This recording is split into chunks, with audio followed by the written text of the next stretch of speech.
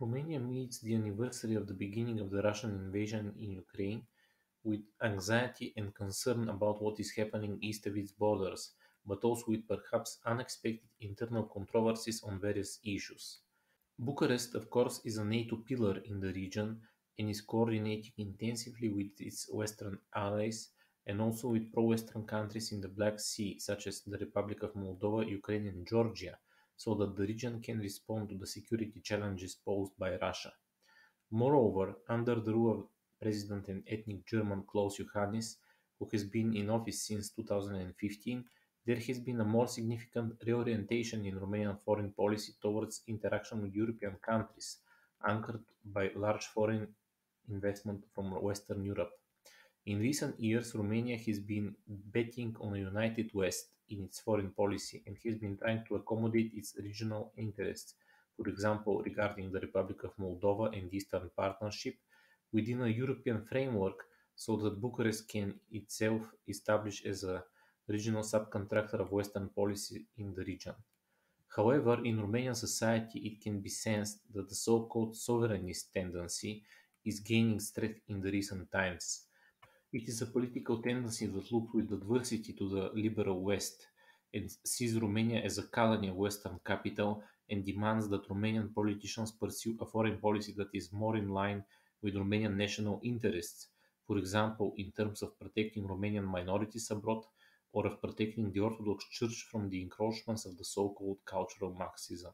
While liberal urban elites in Romania want the country to be in solidarity with Western capitals and allies on the basis of shared values, sovereignists seek solidarity with people on the periphery of the West, and so divisions and contradictions arise in Romanian society. This is exactly what can be seen in Romania's attitude towards Ukraine over the last year. Romania has played an important role in supporting Ukraine in every form, for arms supplies, for coordination within NATO, including the B9 format that took place this week in Warsaw, for support of Ukrainian refugees, and so on.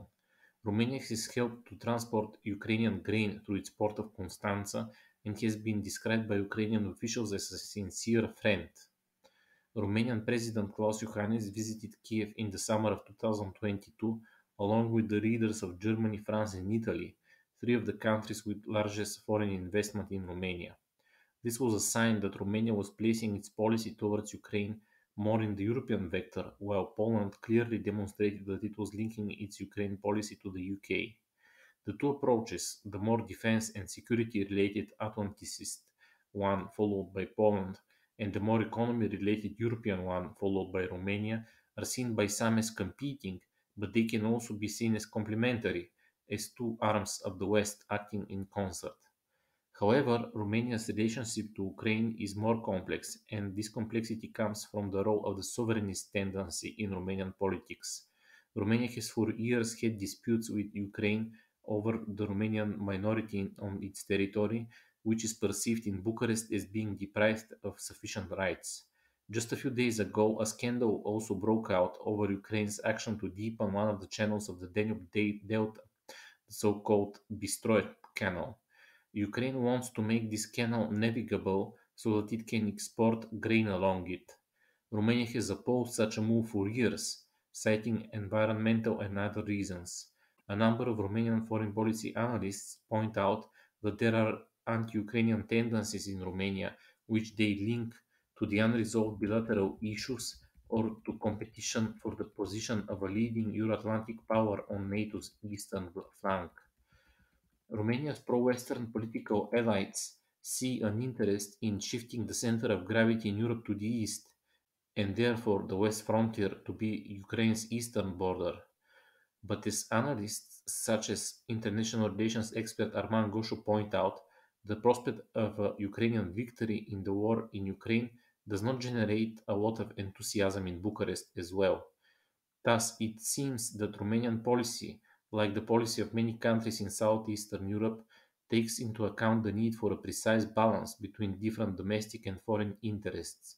An important factor in it is the support for the second Romanian-speaking country in the region, the Republic of Moldova. Moldova's pro-European president, Maia Sandu, who is a Romanian citizen, recently announced that there was a Russian plan to destabilize her country and turn to her Western partners for support.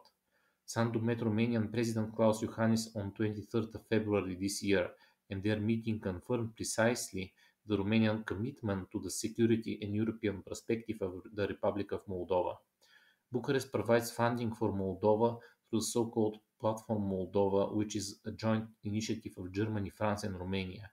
It was Romania that supported the Republic of Moldova with electricity and natural gas supplies, including gas passing through Bulgaria via the interconnector with Greece, when Moldova was plunged into an energy crisis caused by the war in Ukraine last autumn.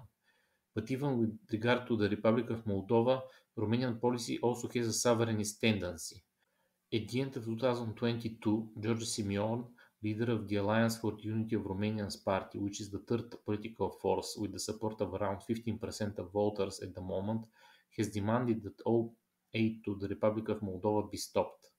Among other voters, his party represents politically in Romania voters who are Moldovans but have become Romanian citizens.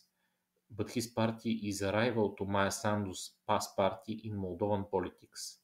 To sum up, Romanian policy towards Ukraine and Moldova is such that Romanian political elite is preparing for different endings to the war started by Russia.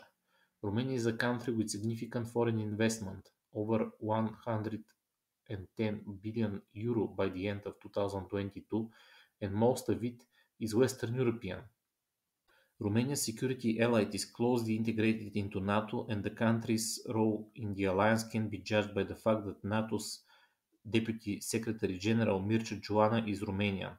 However, Romania also seems to be preparing for the scenario in which Russia or the global south in general increases its weight in the world or the region after the end of the war in Ukraine. It is this complex Romanian perspective on the region and on international relations that is worth of further analysis in Bulgaria, where perceptions of Romania and Romanians are often schematic.